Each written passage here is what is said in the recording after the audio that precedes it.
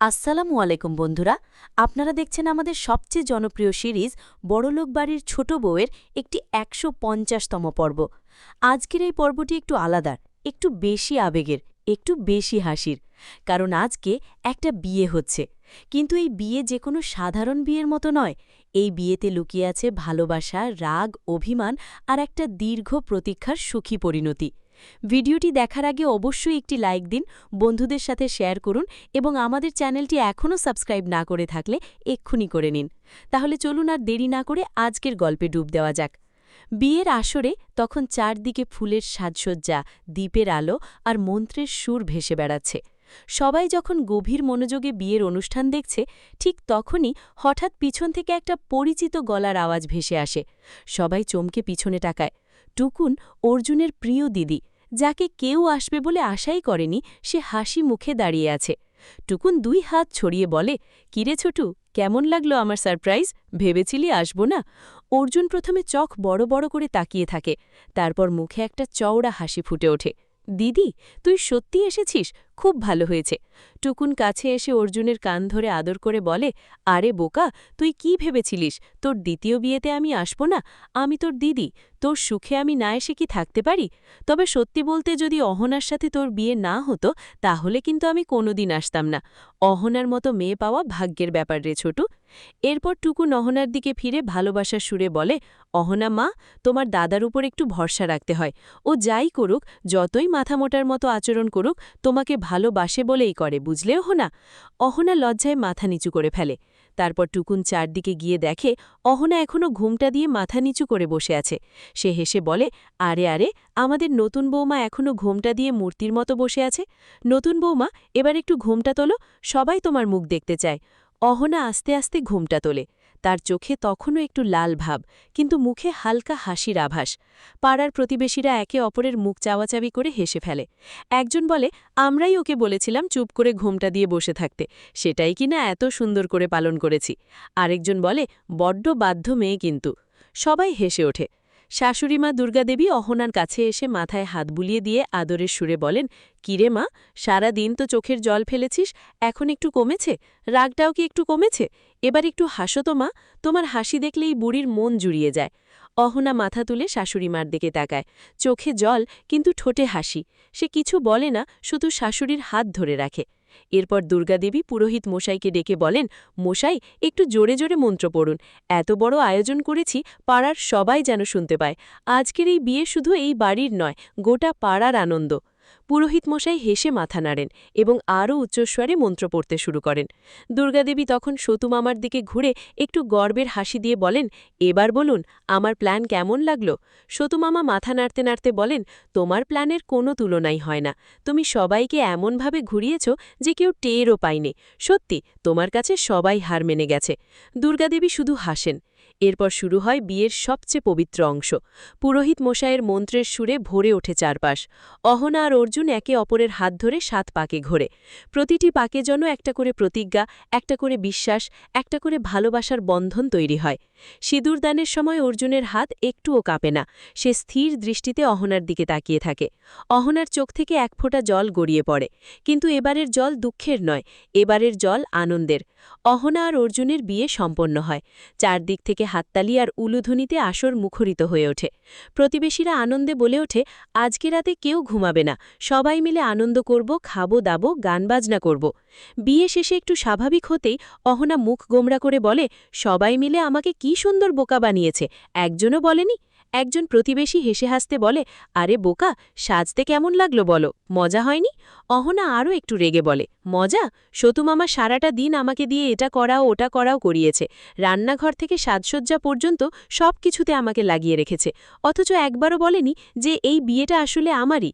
প্রতিবেশী মেয়ে হেসে হাসতে বলে, আরে বুদ্ধি মেয়ে, তোমাকে কাজে না লাগালে তুমি এতক্ষণে সন্দেহ করে ফেলতে, তোমাকে ব্যস্ত রেখেই তো পুরো প্ল্যানটা সফল হয়েছে, বুঝলে না? অহনা একটু থেমে ভেবে বলে, হ্যাঁ, সেটা ঠিকই বলেছ। তারপর আবার মুখ গোমরা করে বলে, তারপরেও বলা উচিত ছিল। সবাই হেসে ওঠে।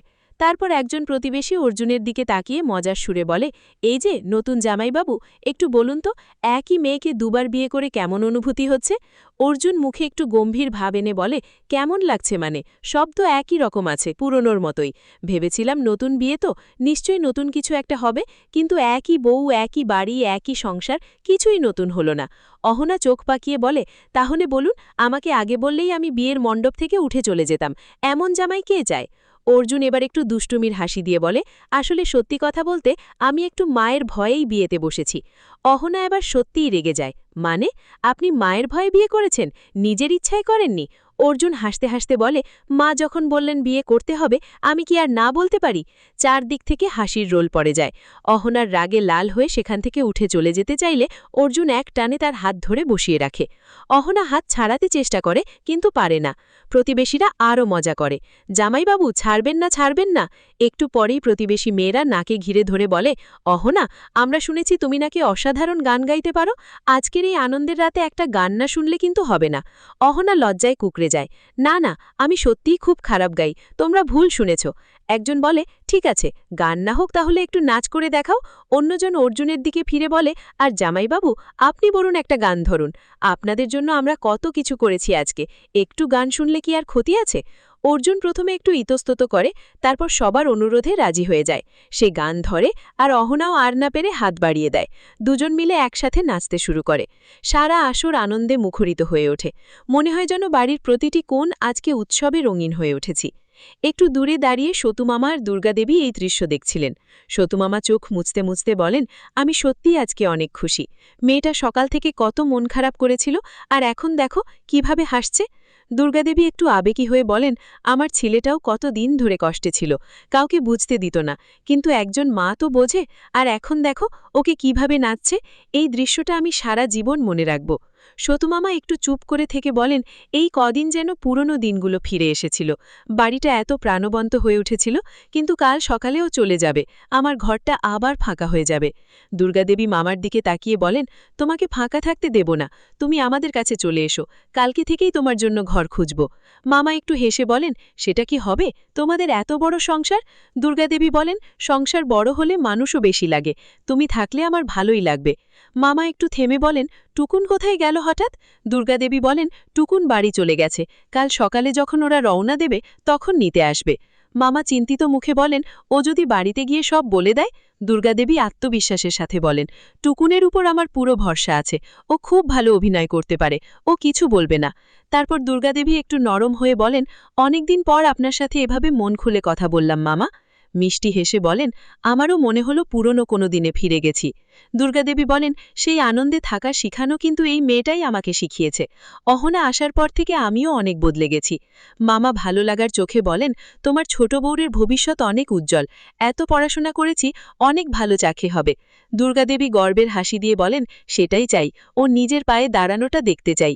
মামা আবার একটু আবেগী হয়ে বলেন, জানো, আমার ইতিহাস দেখতে অনেক ভালো লাগে, মনে হয় পৃথিবীর সব জায়গা ঘুরে দেখব, কিন্তু একা যেতে ইচ্ছে করে না। দুর্গাদেবী একটু থেমে বলেন, আমি তো ঘর সামলাই, সবার কথা ভাবি, কতটা পারবো জানি না। মামা মৃদু হেসে বলেন, তুমি আমাকে একা যেতেও দেবে না, আবার নিজেও যাবে না, তাহলে আমি কি করব বলো? দুর্গাদেবী একটু লজ্জা পেয়ে বলেন, অনেক রাত হয়ে গেছে, এখন যাও ঘুমাও, আর কোনো সমস্যা হলেই আমাকে ডেকো। এদিকে পাড়ার মেয়েরা যাওয়ার আগে হাসতে হাসতে বলে, আমাদের পুরনো জামাইবাবু আজকে যেন নতুন লাইসেন্স নিয়ে রিনিউ হয়েছেন। অর্জুন মজা করে বলে, রিনিউ হলে তো খরচ লাগে, কিন্তু পুরনো জামাইবাবু হিসেবে সেই খরচ তো আগেই মিটিয়ে দিয়েছি, শালিদের পাওনা তো আর বাকি নেই। মেয়েরা বলে, ঠিক আছে জামাইবাবু, আমরা আজকের রাতে তোমাদের একা ছেড়ে দিচ্ছি, তার বিনিময়ে কাল সকালে এসে ভালো করে খরচা নেব। অর্জুন আবার মজা করে বলে, ভেবেছিলাম মা কোনো নতুন সুন্দরী মেয়ে দেখেছেন, কিন্তু শেষে দেখা গেল পুরনো বউয়ের সাথেই দ্বিতীয়বার বিয়ে দিয়ে দিলেন, তাহলে নতুন কিছু পেলাম কই, খরচ দেব কেন? সবাই হাসতে হাসতে বিদায় নেয়। রাতের বাড়িটা ধীরে ধীরে শান্ত হয়ে আসে। অর্জুন আর অহনা ঘরে ঢুকে অর্জুন ঘরের দরজা আস্তে করে বন্ধ করে দেয়। অহনা চমকে বলে, দরজা বন্ধ করছেন কেন? অর্জুন স্বাভাবিকভাবে বলে, বিয়ে হয়ে গেছে, স্বামী স্ত্রীর ঘরের দরজা বন্ধ থাকাটাই স্বাভাবিক। অহনা একটু অস্বস্তিতে পড়ে বলে, দরজা খুলে দিন। অর্জুন বলে, দেব না। অহনা একটু জোর দিয়ে বলে, আপনি জানিন তো আজকের রাতে আমাদের জেগে থাকতে হবে। অর্জুন কাছে এসে আলতো কুলে অহনাকে জড়িয়ে ধরে। অহনা অবাক হয়ে যায়, আপনি কি করছেন? অর্জুন চাপা গলায় বলে, আস্তে কথা বলো, মা পাশের ঘোরে। তারপর একটু থেমে অনেক শান্ত গলায় বলে, আমি আগে বুঝিনি তোমার জন্য আমার এতটা কষ্ট হবে, কখন যে তুমি আমার সব হয়ে গেছো টেরও পাইনি। আজকে মনে হচ্ছে হারিয়ে যাওয়া সবচেয়ে দামি জিনিসটা ফিরে পেয়েছি। অহনার চোখে জল আসে, সে কিছু বলতে পারে না, শুধু চুপ করে থাকে। ঘরের বাইরে রাতের নিস্তব্ধতা, ভেতরে দুটো মানুষ একটা নতুন সুরের দোরগোড়ায়। বন্ধুরা, ১৫০তম এপিসোডে আমরা কি দেখলাম সেটা একটু মনে করিয়ে দিই। অহনা আর অর্জুনের দ্বিতীয় বিয়ে সম্পন্ন হল একটি দারুণ সারপ্রাইজের মধ্য দিয়ে। দুর্গাদেবীর পরিকল্পনায় পুরো পাড়া মেলে অহনাকে অবাক করে দিল। টুকুন এলো, ৭ পাক ঘোরা হল, সিঁদুর দান হল, এবং রাতের শেষে অর্জুন অহনাকে বলল সে তাকে হারিয়ে যাওয়া সবচেয়ে দামি জিনিসের মতো ফিরে পেয়েছে। কিন্তু এখন প্রশ্ন হল, এরপর কি হবে? আগামী পর্বে কোন দিকে মোড় নেবে এই গল্প? এখন চলুন বিশ্লেষণ করি আগামী পর্বে কি কি হতে পারে। প্রথমত, সতুমামার বিদায়ের দৃশ্য।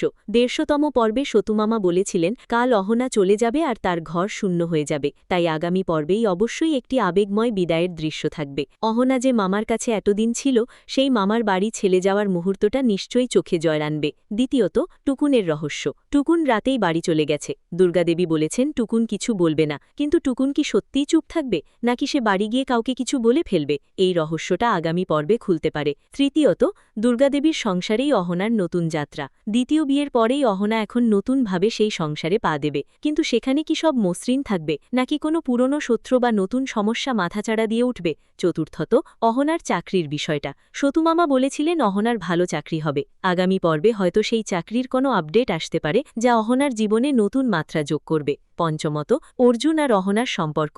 রাতের সেই মুহূর্তে অর্জুন যা বলেছে, তারপরে দুজনের সম্পর্ক কি আরও গভীর হবে, নাকি সকালের আলোয় আবার সেই চেনা খুনসুটি শুরু হবে? এই 5টি বিষয়কে কেন্দ্র করেই আগামী পর্বের গল্প এগোবে বলে মনে হচ্ছে। এখন চলুন সেই আগামী পর্বের স্ক্রিপ্টটি বিছি। ভোরের আলো তখন সবে ফুটতে শুরু করেছে। পাখির ডাকে ঘুম ভাঙে অহনার। সে চোখ মেলে তাকায়, একটু বিভ্রান্ত লাগে প্রথমে, তারপর মনে পড়ে গতকালের কথা, বিয়ে, সারপ্রাইজ, অর্জুনের কথাগুলো। সে চোখ বন্ধ করে একটু হাসে। পাশে অর্জুন তখনও ঘুমাচ্ছে। অহনা আস্তে উঠে বসে, অর্জুনের ঘুমন্ত মুখের দিকে একবার তাকায়, তারপর নিজেই লজ্জা পেয়ে মুখ ঘুরিয়ে নেয়। সে আস্তে ঘর থেকে বের হয়ে আসে। বাইরে সতুমামা উঠোনে বসে আছেন, সামনে 1 কাপ চা, কিন্তু চায়ে চুমুক দিচ্ছেন না, শুধু বসেই দূরে তাকিয়ে আছেন। অহনা কাছে এসে বলে, মামা, এত সকালে উঠে বসে আছো কেন? ঘুমাওনি? মামা মুখে হাসি আনার চেষ্টা করে বলেন, বয়স হলে ঘুম কমে যায়। মা, তুই উঠে পড়লি? অহনা পাশে বসে বলে, মামা, তুমি মন খারাপ করেছ? মামা বলেন, না না, মন খারাপ কিসের, তোর বিয়ে হয়েছে, তুই সুখী হবি, এর চেয়ে ভালো কি আর হতে পারে? অহনা মামার হাত ধরে বলে, মামা, তুমি মিথ্যে বলছ, তোমার চোখ দেখেই বুঝতে পারছি। মামা একটু চুপ করে থেকে বলেন, তোকে ছেড়ে দিতে মন চাইছে না মা, এই কদিন তুই ছিলি বলেই বাড়িটা বাড়ির মতো লাগছিল, এখন আবার একা হয়ে যাব। টুকুন লাফিয়ে উঠে বলে, ভাবি, অনেক অনেক অভিনন্দন। অর্জুন একটু চুপ করে থেকে বলে, ভালো হয়েছে। অহনা অর্জুনের দিকে তাকিয়ে বলে, শুধু এটুকুই? অর্জুন বলে, আর কি বলবো?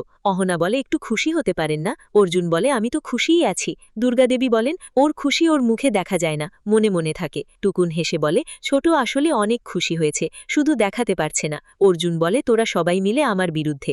সবাই একসাথে হেসে ওঠে। বিকেলবেলা অহনা ছাদে গিয়ে বসে। মাথায় তখন অনেক ভাবনা, চাকরি হয়েছে, নতুন জীবন শুরু হচ্ছে, কিন্তু মামার কথা মনে পড়ছে বারবার। অর্জুন একটু পরে ছাদে আসে, পাশে এসে বসে। অহনা বলে, আপনি এখানে? অর্জুন বলে, তুমি একা বসে আছো দেখে এলাম। অহনা বলে, আমি ঠিকই আছি। অর্জুন বলে, জানি। তারপরেও দুজন চুপ করে আকাশের দিকে তাকিয়ে থাকে।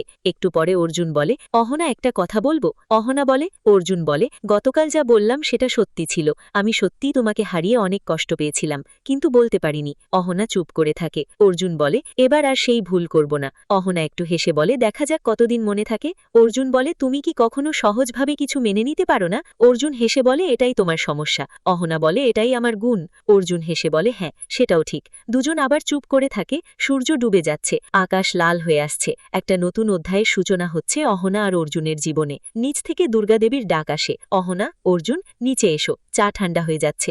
অহনা উঠে দাঁড়ায়, অর্জুনও ওঠে। অহনা নিচে নামতে নামতে বলে, আচ্ছা, আপনি কি সত্যি মায়ের ভয়ে বিয়ে করেছিলেন? অর্জুন একটু থেমে বলে, না। অহনা বলে, তাহলে গতকাল ওটা বললেন কেন? অর্জুন বলে, কারণ তোমার রাগী মুখটা দেখতে ভালো লাগে। অহনা মুখ ঘুরিয়ে নেয়, কিন্তু মুখে একটা হাসি লুকিয়ে থাকে। আজকের এই বিশেষ প্রেডিকশন ও স্ক্রিপ্ট পর্বটি এখানেই শেষ হলো বন্ধুরা। আগামী পর্বে অহনার নতুন চাকরি, মামার একাকিত্ব, টুকুনের নতুন ভূমিকা আর অর্জুন অহনার সম্পর্কের নতুন মোড় নিয়ে আরও অনেক কিছু দেখতে পাবো। সেই পর্বটি মিস করবেন না। পর্বটি ভালো লেগে থাকলে অবশ্যই একটি লাইক দিন, বন্ধুদের সাথে শেয়ার করুন এবং চ্যানেলটি সাবস্ক্রাইব করতে ভুলবেন না। পরবর্তী পর্বে আবার দেখা হবে। ধন্যবাদ।